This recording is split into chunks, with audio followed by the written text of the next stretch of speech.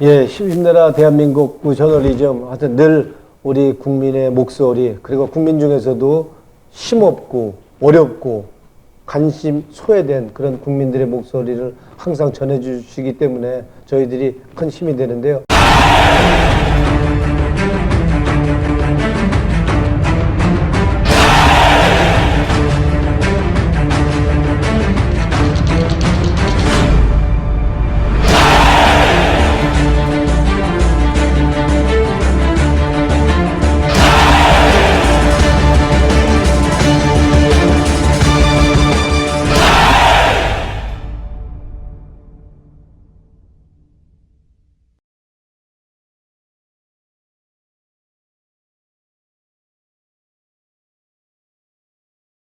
시청자 여러분, 안녕하세요. 저널인 미디어 대표 백은정입니다. 오늘은 저널인 미디어 방송국 영등포 스튜디오에 국회 과학기술정보방송통신위원회 위원장이신 노웅래 의원님을 모시고 힘내라 대한민국 프로를 진행하고자 합니다. 안녕하세요. 예, 우리 시청자분께 인사 좀 해주시죠. 예, 더불어민주당 국회 과학기술정보방송통신위원장 노웅래 의원입니다. 예, 힘내라 대한민국 이렇게 함께 할 수 있어서 영광입니다. 노 위원장님께서는 MBC 노조위원장, 전국언론노조 부위원장 등을 역임한 기자 출신으로 그 정계에 입문하게 됐는데 어떻게 해서 이렇게 정치를 하게 되셨는지 좀 소개 좀 해주세요. 처음에 이제 기자로 첫발 디딜 때는 이제 매일경제신문에서 이제 2년 기자 생활을 했고요. 예. 그다음에 이제 MBC로 이제 다시 시험을 봐서 19년 동안 기자 생활을 하면서 노조위원장을 거쳐서 이제 정치에 입문했는데요. 제가 정치에 입문했던 첫 이유라고 한다면 바보 노무현, 그때 대통령이 아니었죠. 바보 노무현의 그 지역주의 타파, 그리고 특권과 반칙 없는 세상이라는 그 꿈, 그걸 함께하고 싶다는 생각에서 정치에 입문했습니다. 예, 그러시군요. 그 정치에 입문하셔서 그 생활 정치, 공공 서비스로서의 정치, 국민에 군림하는 정치가 아닌 섬기는 자로서의 정치를 구현하겠다는 큰 포부를 가지고 제도권 정치에 진입하셨는데 삼선 의원으로서 정치에 앞으로 어떻게 하실 건지 소신을 좀 말씀해 주세요. 그러게요. 저도 이제 3선 국회의원이 됐는데요. 이제 직업을 국회의원으로 하는 그런 정치를 해서는 안 된다고 봅니다. 그건 거부라고요. 적어도 소명을 실천하는 정치인이 돼야 되겠다라고 생각을 하고요. 제가 만약에 내년 4월 달에 다시 4선의 국회의원이 된다고 그런다면 적어도 우리가 말하는 정치개혁, 사회개혁, 경제개혁을 포함한 우리 사회를 변화시킬 수 있는 그런 개혁 이슈를 우리 기득권에 굴하지 않고 그리고 한번 도전해서 이 사회를 변화시키는 그러한 개혁의 정치, 이거를 꼭 해보고 싶은 거고요. 제가 노조위원장을 했기 때문에 이 노동개혁도 무척 필요하다고 봅니다. 지금 노조의 조직률은 10%밖에 안 되는데 그렇다고 해서 노조의 조직률이 10%라고 해서 10%만 대변하는 노조라면 그거는 이익단체지 노조일 수 없다고 봅니다. 그런 의미에서 노조라면 적어도 10% 조직률이 하더라도 나머지 90%도 대변하고 비정규직도 대변할 수 있는 정말 모든 노동자가 더불어 잘 살 수 있는 그런 노조를 대변하는 그런 노동개혁에 앞장서고 싶습니다. 예, 노조위원장 출신 국회의원으로서 참 말씀 잘 들었습니다. 지금 국회가 새 2달을 허송세월로 보내고 또 식물국회라는 국민들의 비난도 거셉니다. 또 일각에서는 그 여야가 전국 주도권을 잡기 위해 싸움을 계속하면서 3월 국회 전망도 밝지만 않다고들 하는데 어떻게 전망하시나요? 그러게요. 지금 뭐 국회가 열려 있긴 하지만 지금 국회라는 것이 사실상 뭐 되는 게 없는 정쟁만 판치는 꽉 막힌 국회라고 해도 과언이 아니고요. 지금 뭐 법안이 10,000개 이상 지금 발의돼 있는데도 뭐 한번 심의 한번 못하고 지금 잠자고 있는 게 우리 현실이기 때문에 이 국회 어떻게든 이 꽉 막힌 국회를 풀어내는 역할을 하는 게 필요하다고 봅니다. 그래서 그런 역할이 없다 그런다면 이 국회는 존재할 이유가 없는 거고요. 지금 이 상태가 더 오래 간다 그런다면 국회는 공멸할 거다. 저는 이렇게 생각을 합니다. 그런 면에 있어서 그러니까 여야가 정치적으로는 입장이 다를 수 있는 거죠. 당연히 그건 뭐 민주주의 국가에서 그렇지만 국민의 입장에서 본다 그런다면 국정의 파트너고 동반자입니다. 그래서 적어도 국회가 그리고 정치인이 그런 정도의 금도와 품위를 갖고 정치를 해야지 지금처럼 뭐 닭싸움하듯 무슨 유치원 초등학교 수준도 안 되는 이런 식의 정쟁 국회라 그런다면 지금 이게 계속된다고 하면 국회는 존립할 수 없다. 그런 의미에서 지금 우리 국회의원은 더군다나 저 같은 삼선 의원이라면 국회에서 이런 국회가 바로 제자리 잡는 데 큰 역할이 필요한 거라고 생각합니다. 예, 앞으로 좀 활동 좀 많이 해주시기 부탁드리면서 그 지역구에 대해서 한 가지 질문을 드리겠습니다. 그 2016년 경의선을 지중하면서 버려진 철도를 도심 숲길공원으로 재생을 하셨는데 마포구 연남동에서 용산 원효로까지 6.3km로 서울에서 가장 긴 숲길공원이고 서울 시내 최고의 산책로로 평가되고 있습니다. 마포구 의원으로서 굉장히 보람을 느끼셨을 것 같습니다. 예산을 확보하고 사업을 기획하거나 추진하면서 많은 어려움이 있었을 것 같은데 어떤 어려움들이 있었나요? 예, 경의선 숲길공원은 옛날 제가 어렸을 때 자랄 때는 이제 그 마포의 동서를 가로지르는 그 한가운데 가로지르는 이제 철길이었는데요.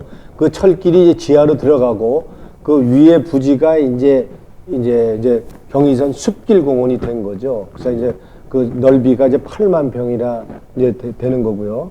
그래서 그 규모가 전부 이제 공원화가 됐는데 그게 이제 도심에 이제 우리 공원이다 하는 점에서도 우리 이제 각광을 받는 거고요. 실제로 이제 그거를 철도시설공단은 그거를 이제 원체는 매각을 하려고 그랬습니다. 그렇지만 그동안 소음과 분진을 그 주민들한테 피해를 줬으니까 이제는 국민의 품으로 돌려줘야 된다 하는 측면에서 철도시설관리공단 아주 오랫동안 그 폐선부지 활용과 관련해서 굉장히 많이 협상을 했고요. 그 과정에서 제가 철도 폐선 부지 매각 금지 법안을 내고 압박을 했습니다. 그래갖고 또 나머지 전체 그 폐선 부지가 6만 평, 8만 평, 뭐 8만 평 규모를 전부 공원화 하는데 합의를 했고요. 그래서 철도시설공단과 구청과 합의를 해서 MOU를 맺었고요. 그래서 이제 그거를 공원화하는데 438억이 들었습니다. 그래서 그 국비를 내가 끌어와서 그래서 그 과정에서 박원순 시장의 도움도 많이 있었고요. 그래서 이제 공원을 만들었고요.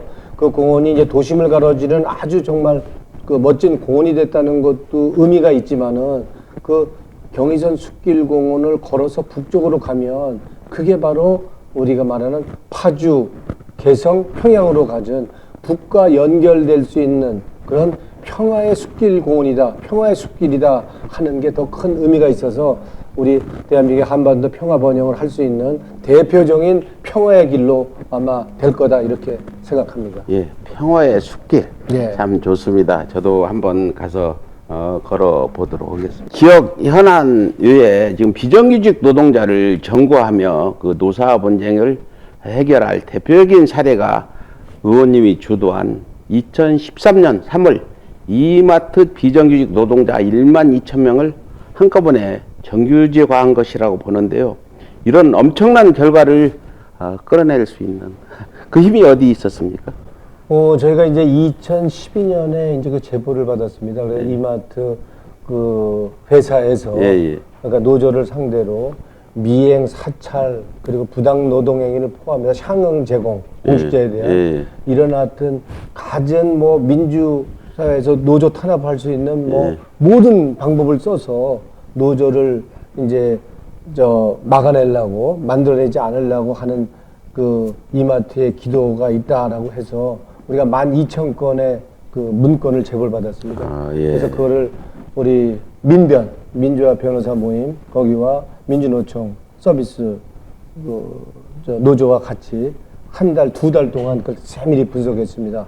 왜냐면 그게 재벌과 싸우면은 보통은 우리가 이길 수가 없습니다. 거기는 뭐 쟁쟁한 변호사들이 있기 때문에 그래서 아주 치밀하게 우리가 분석을 해서 그래서 이제 우리가 법적으로 문제되는 걸 하나하나씩 언론에 공개하면서 이마트 우리나라의 대표적인 대형 할인마트인 이마트를 압박하기 시작해서 그래서 그 정용진 부회장을 우리 형사 고발을 했습니다. 부당노동행위를 포함한 여러 가지 고발을 했고요. 압박을 해서 나중에는 결국에는 우리가 고발을 취하는 조건으로 해서 12,000명의 전국의 그 할인 우리 이마트 매장에 있는 모든 우리 그 판매원들을 계산대에 서 있는 분들까지 모든 사람들의 정규직화하는 그러한 노동 역사상 아주 처음 획기적인 그런 정규직화를 이루는 쾌거를 할 수 있었습니다. 우리 노동사에서 굉장히 의미 있는 일이라고 생각하고요. 그 이후에 롯데마트, 홈플러스 이런 데가 다 그 연장선상에서 이제 정규직화하는 과정을 이제 이루어졌다는 면에서 더 큰 의미가 있다고 생각합니다. 그 수만 명이 정규직 되는 그런 일을 하셨네요. 네. 예. 그 의원님 그 명함에는 21세기 공덕역에서 파리까지 가는 기차여행 시대를 열겠습니다라고 적혀 있는데 아까 말씀했듯이 캐치프레이즈에 대해 그 설명 좀 해주시죠.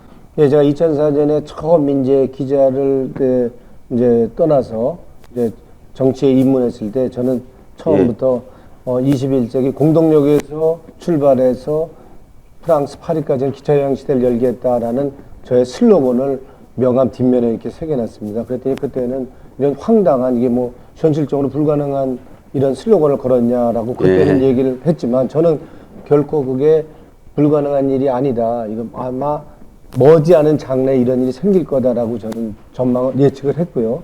그런 면에서 지금 이제 그게 우리 남북 지금 이제 김정은 우리 위원장과 우리 문재인 대통령과 우리 1차 정상회담에서 첫 합의가 그거 아닙니까? 경의선 철도를 지금 현대화하고 이제 연결시키는 걸 1차 합의를 했는데 이런 것처럼 이게 지금 뭐 그냥 황당한 얘기가 아니고 현실화되는 가장 남북 간에 교류 협력할 수 있는 첫 번째 과제가 될 거라고 믿어지지 않습니다.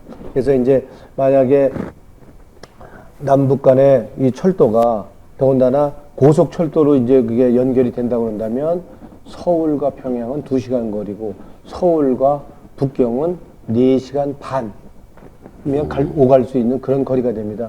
그렇게 된다고 그런다면 우리가 서울서도 북경까지도 일일 생활권 내에 그건에 21세기 대륙철도 시대를 확실하게 열 수 있는 그런 시대가 머지 않았다라고 얘기할 수 있는 거고요. 그렇게 된다고 그런다면 우리가 말하는 혁신성장, 일자리 창출도 이룰 거고 한반도의 평화 번영에 그게 시금석이 될 거다. 이렇게 믿어지지 않습니다. 예, 2차 그 북미 정상회담 합의 연기라고 저희는 말씀하는데 이게 빨리 이루어져야 의원님이 지금 계획하고 계신 일들이 빨리 진행될 것 같습니다.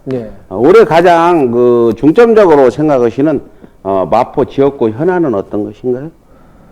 일단 이제 저희 마포에는 이제 우리 한강을 제일 많이 끼고 있는 곳이 마포입니다.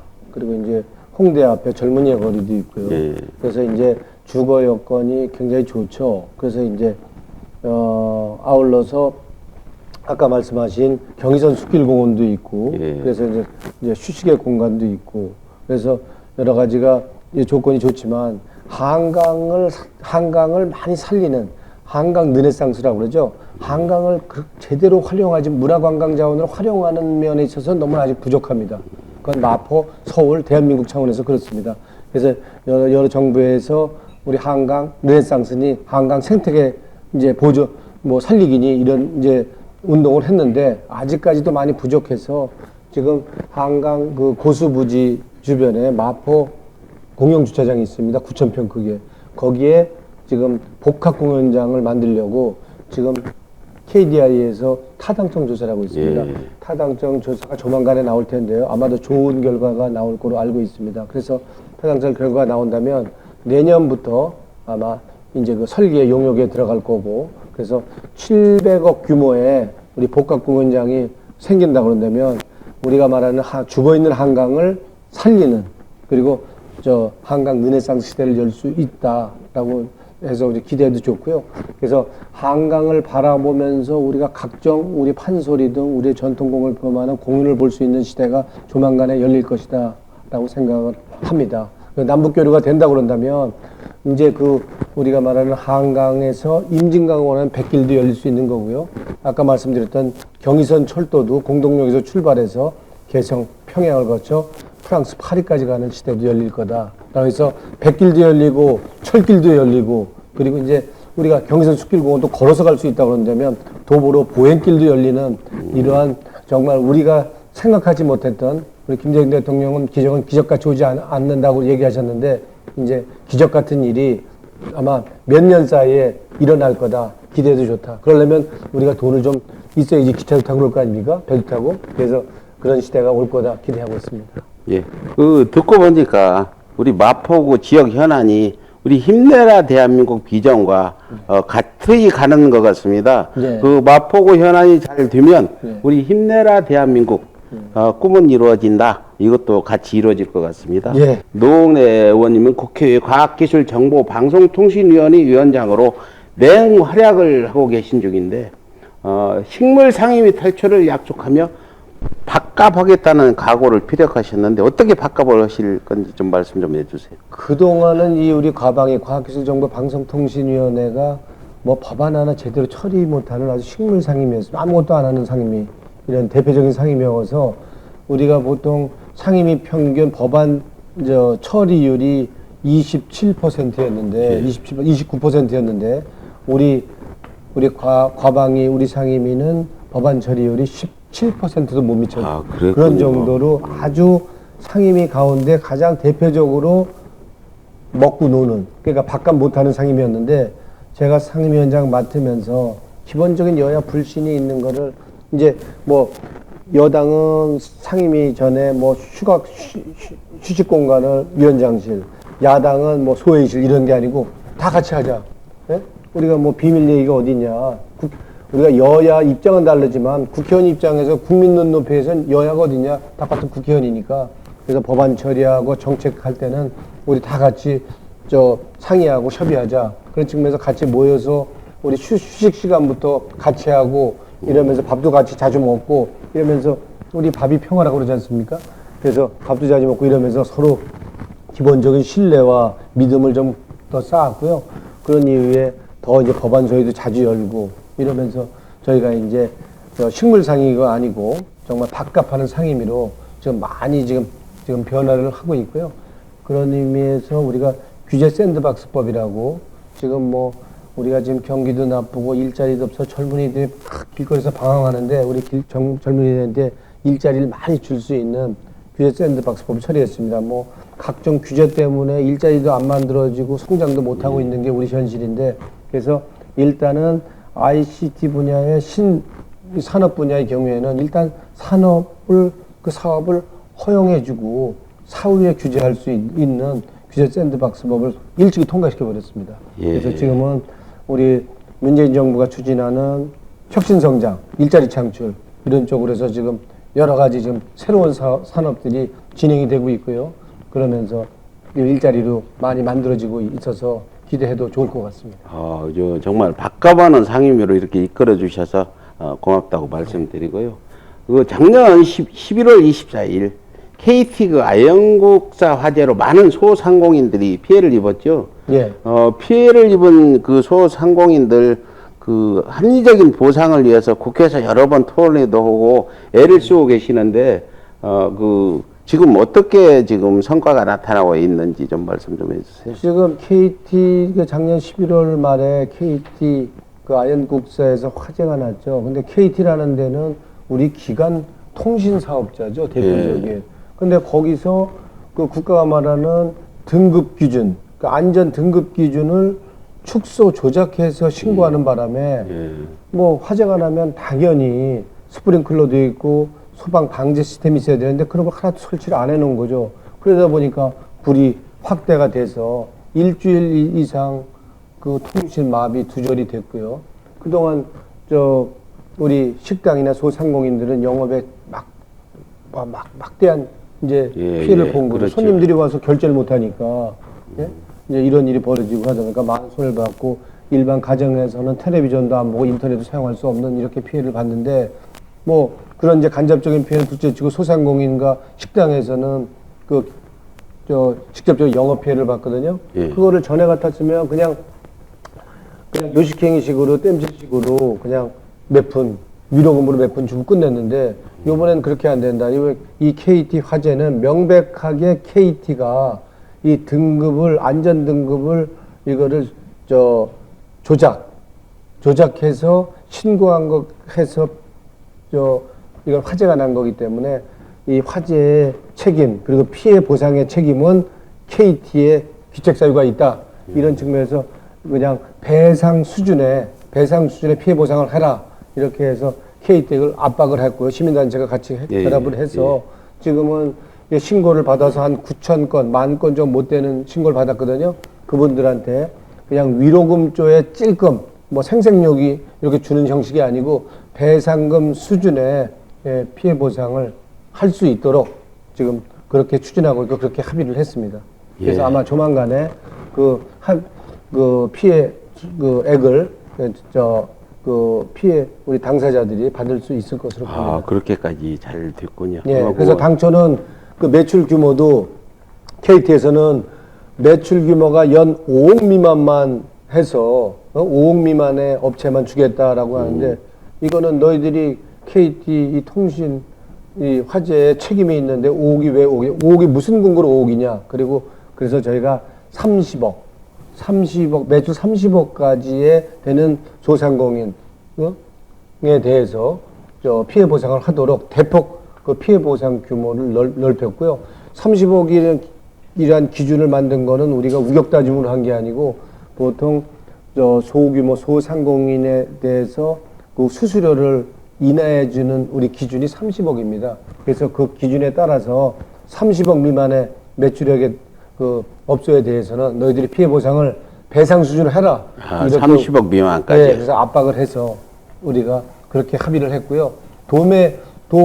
도매업을 하는 경우는 또 규모가 더 크기 때문에 도매업을 하는 업종에 대해서는 50억까지 매출 규모 업종에 대해서 피해 보상을 하도록 합의해서 그렇게 합의를 이끌어내서 하여튼 앞으로는 기업이 잘못해서 화재가 났거나 피해 우리 소비자한테 그리고 우리 기업 우리 영업하는 분들한테 피해를 줬을 경우엔 그거에 대한 그 책임을 확실하게 짓게 한다는 요번에 선례를 남겼다는 점에서 의미가 있다고 봅니다. 의원님은 선례를 많이 남기네요. 12,000명 정규직 선례도 남겼고 이번에 피해 보상 선례도 남겼고 제가 이마트 할인마트에 12,000명 정규직 한 것은 그거는 우리 노동 역사에도 전무후무한 기록이기도 하지만 제가 국회의원 하면서 가장 보람되게 내가 국회의원으로서 우리 비정규직 노동자를 정규직화해서 신분을 보장하고 급여를 좀 올려주는데 역할을 했다면서 내 보람을 느끼고 있습니다. 노조위원장 출신의 국회의원으로서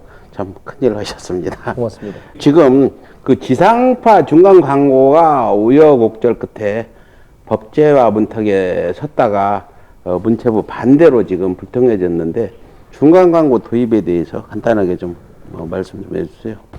예, 중간 광고 관련해서는 이 부분은 이제 지상파들이 차별 규제를 받아왔던 거죠. 모든 방송 매체들이 다 규제를 받았던 게 아니고 지상파만 중간 광고를 못한다 이렇게 돼 있으니까 차별 규제니까 이거는 시정해야 된다는 부분도 있고요. 지상파들이 과거에는 뭐 특혜 소지가 있었다고 그러지만 지금은 모든 매체 중에 하나일 뿐이고요. 요새 광고 사정이 안 좋아서 지상파들이 지금 1,000억, 2,000억씩 매년 광고 수입이 줄어들고 있습니다. 근데 실제로 한류 콘텐츠를 수출하는 거에 80%를 지상파가 하고 있고요. 그렇다면 우리 한류 콘텐츠의 경쟁력을 유지하기 위해서라도 지상파의 경영이 어느 정도는 최소한 유지돼야 된다고 보는 거고요. 그런 측면에서 중간 광고를 규제하는 세계 유례가 없고요. 그래서 여러 면을 고려할 때 이 지상파의 중간 광고 허용 이 부분은 해야 된다고 보는 거고요. 지금 일부 지금 정부 차원에서 논의하는 과정에서 조금 브레이크가 걸린 것 같은데 결국에는 하는 방향으로 가야 된다. 저는 이렇게 보고 있습니다. 예. 그 공정한 방송과 또 공영방송의 프로그램 질을 높이기 위해서라도 그 중간 광고는 필요하다 이런 말씀이시죠? 예, 그래서 뭐 이제 만약에 중간 광고를 해서 만약에 방송사들이 이익이 난다면 그거를 뭐 그 사원들 월급을 올려주는 데지 운영비를 쓴 데지 이래서는 안 된다고 봅니다. 그거는 오로지 기술 개발이나 우리 한류 콘텐츠 개발하면 꼭 써야 되도록 그렇게 확실하게 해야 된다고 봅니다. 예, 알겠습니다. 그 지금 언론 다변화 시대를 맞으며 미국 트럼프 대통령은 트위터로 다 발표도 많이 하지 않아요, 대부분. 한국 정치인들도 트위터나 유튜브를 통한 여론 그 형성에 일반화되고 있는데요. 유튜브를 통한 가짜뉴스, 유포가 심각하고 또 민주당에서도 요구해도 구글서 그 5.18 왜곡된 그런 그 영상들도 삭제도 안 해주고 있는데 이 부분에 대해서 어떻게 지금 대처를 해 나가실 건지 좀 말씀 좀 해주시죠. 그러니까 유튜브를 통한 1인 방송 이렇게 하고 의사표현을 할 수 있는 것이 많이 나오는 거는 바람직하다고 생각합니다. 저도 이제 실제로 노웅래 온에어라고 그래서 이제 유튜브를 통해서 제 의정 활동도 홍보를 하고 이렇게 하고 있는데요. 근데 이제 이렇게 우리가 국민들과 국회의원들, 공직자들이 의사소통을 하고 공론화할 수 있는 이런 공간이 마련된다는 거는 바람직한데 문제는 가짜뉴스입니다.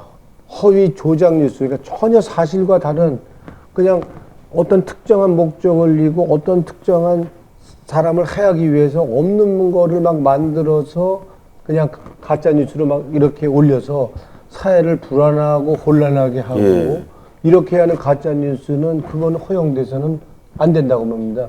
만약에 이게 이렇게 이게 허용된다고 그런다면 사회가 남아날 수가 없을 거고요. 그런 의미에서 이건 이제 일종의 부작용인데요. 이 부작용이 잘못되면 이게 선동주의에 이게 우리가 이제 놀아날 수 있다. 그리고 너무 이제 자칫하면 이념에 치우친 극단주의에 빠질 수 있다라는 이런 우려 또한 있는 것도 사실이어서요. 가짜 뉴스에 대해서는 우리가 유튜브를 통해서 1인 방송도 하고 소통도 늘리고 공론화 과정을 많이 만들어서 하는 거는 좋지만 그렇게 가짜 뉴스를 하는 거에 대해서는 우리가 어떤 그 중도적인 기관을 만들어서도 이거는 확실하게 이런 가짜 뉴스가 우리가 사람들이 아무리 거짓말도 한 번 듣고 두 번 들으면 아니 땡굴뚝에 연기 날까 이렇게 생각해서 또 믿는 사람도 있는 거 아닙니까? 지금 뭐 그런 게 너무 많이 횡행하잖아요. 그래서 막 뭐 무슨 5.18에 뭐 북괴군이 왔느니 뭐 별말을 만들고 막 별 얘기를 다 하고 있지 않습니까? 그래서 이렇게 가짜 뉴스를 생산하고 유통하는 사람에 대해서는 아주 엄격하게 이거는 처벌을 해야 된다고 봅니다. 뭐 독일 같은 경우에는 가짜 뉴스를 만들어서 만약에 유포하거나 생산하는 사람에 대해서는 엄청난 벌금을 물리고 있지 않습니까? 그래서 이 사회를 혼란하고 불안하게 하는 이런 행위에 대해서는 아무리 개인의 자유가 민주주의에 있다 하더라도 책임을 질 수 있도록 하는 이런 조치는 반드시 필요하다고 봅니다. 예, 그리고 그 가짜뉴스를 유포하는 측, 또 자유한국당에서는 가짜뉴스 제재가 언론 탄압이다 이런 얘기를 하는데 어떻게 보고 계신가요, 그 부분에 대해서?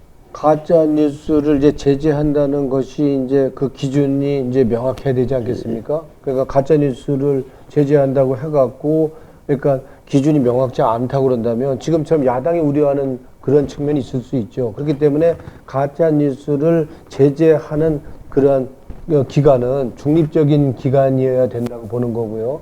그래서 그 기준을 명확히 해야 될 거고 그런 의미에서 이제 야당이 우려하는 부분은 그 해소될 수 있도록 충분히 할 수 있다고 보고요. 그래서 가짜 뉴스를 그렇다고 해서 그런 우려가 있다고 해서 가짜 뉴스를 제재하는데 우리가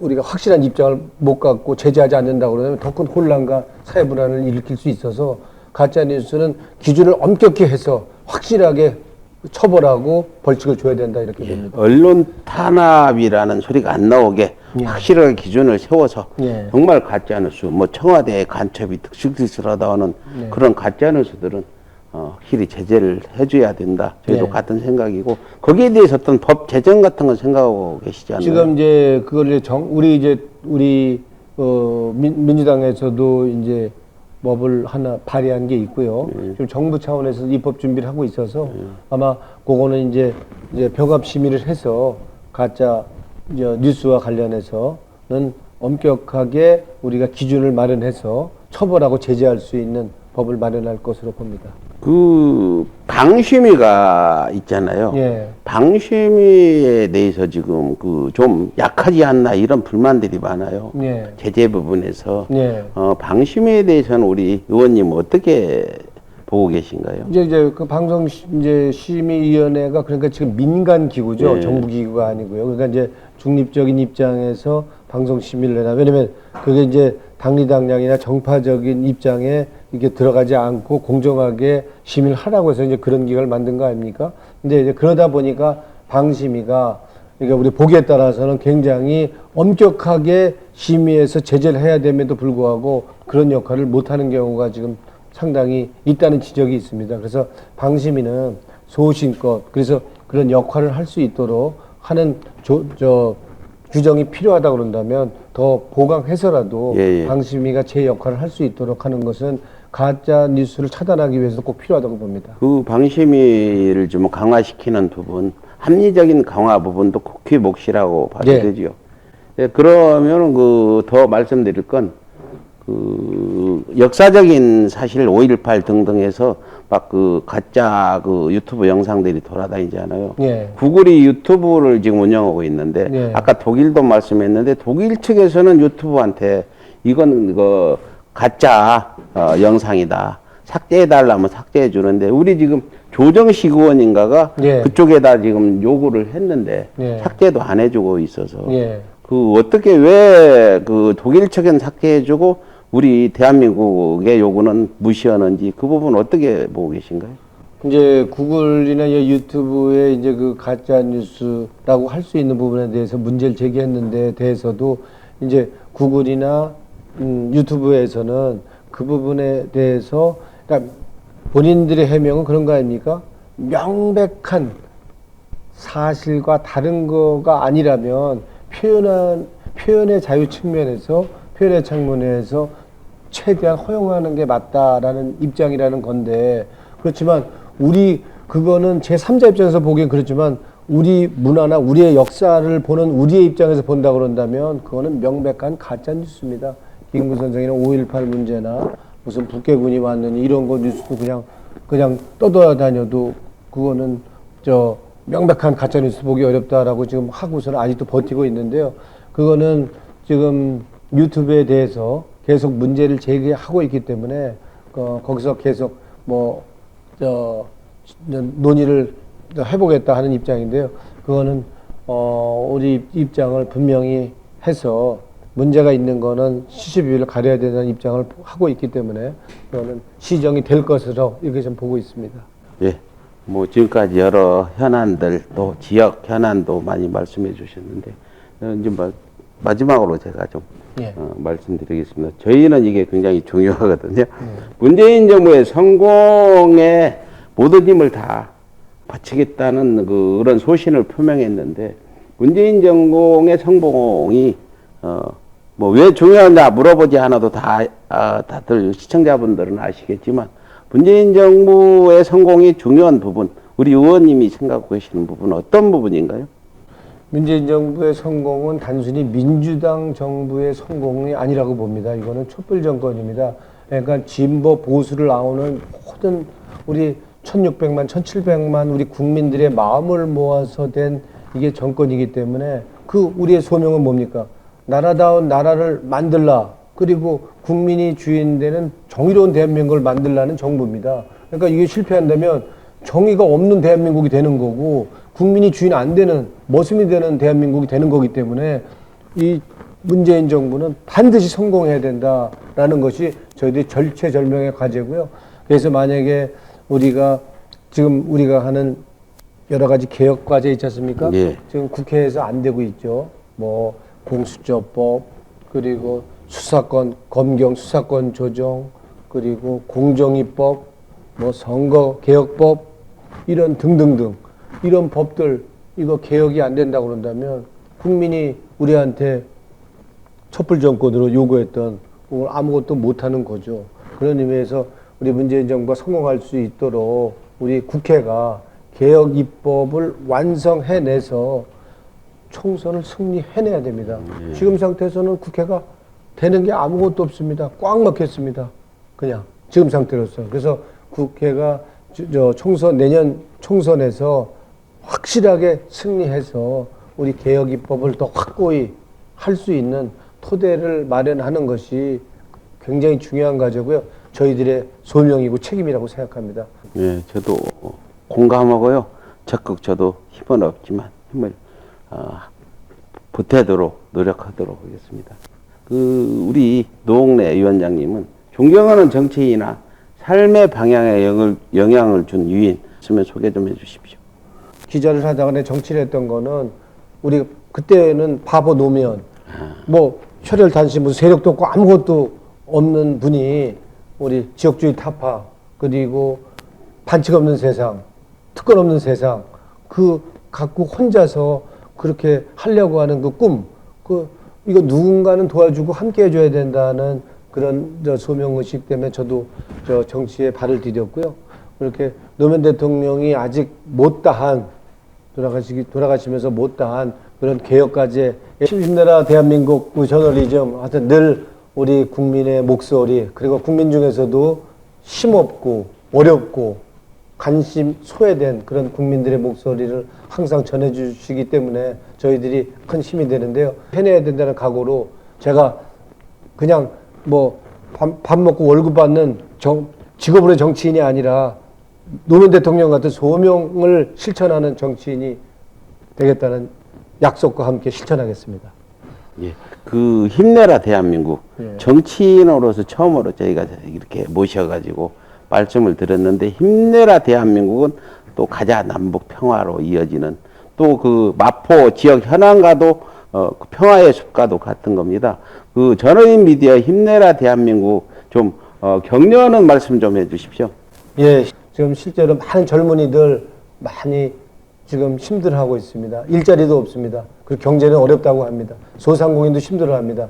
이렇게 어려우면 어려울수록 우리가 그냥 안 된다고만 하면 안 될 것 같습니다. 우리가 되도록 더 힘차게 되도록 그래서 남북관계도 열고 그리고 경협도 좀 되도록 그리고 우리 남북 철도도 열고 우리 백길도 열고 그래서 이렇게 우리가 경제가 다시 살아날 수 있도록 그리고 어려우면 어려울수록 손을 맞잡아야 됩니다. 그래서 안 된다고만 하지 말고 우리가 어떻든 간에 3050 클럽에 들어간 거 아닙니까?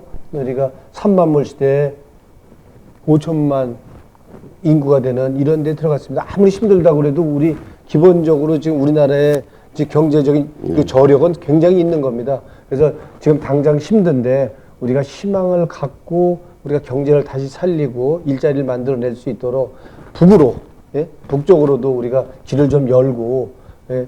하여튼 지금 우리가 남북 평화 번영도 만들어내고 경제도 우리가 좀 더디가 좀 속도가 좀 느려지더라도 목표와 그 방향을 잃지 않고 계속 더불어 잘 사는 대한민국 만들기 위해서 재벌만 잘 사는 게 아니고 어려운 노동자도 함께 잘 살 수 있는 나라로 갈 수 있도록 그 목표 방향 잃지 않고 갈 수 있도록 저희들도 함께 끝까지 노력할 테니까 요새 많이 힘들고 어려운 우리 청년들 그리고 많은 어려운 소상공인들 힘내시고 저희들이 결코 그냥 나몰라라 하거나 우리가 그냥 따로 우리는 그냥 국회에서 쌈만 하는 이런 정치 안 하도록 저희들도 열심히 노력하겠다는 약속 드리겠습니다.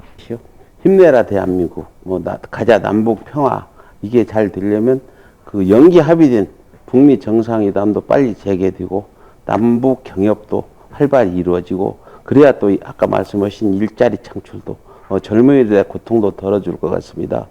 국회에서 정말 열심히 활동하고 계신 노웅래 위원장님 오늘 나와주셔서 감사합니다. 감사합니다. 고맙습니다. 예.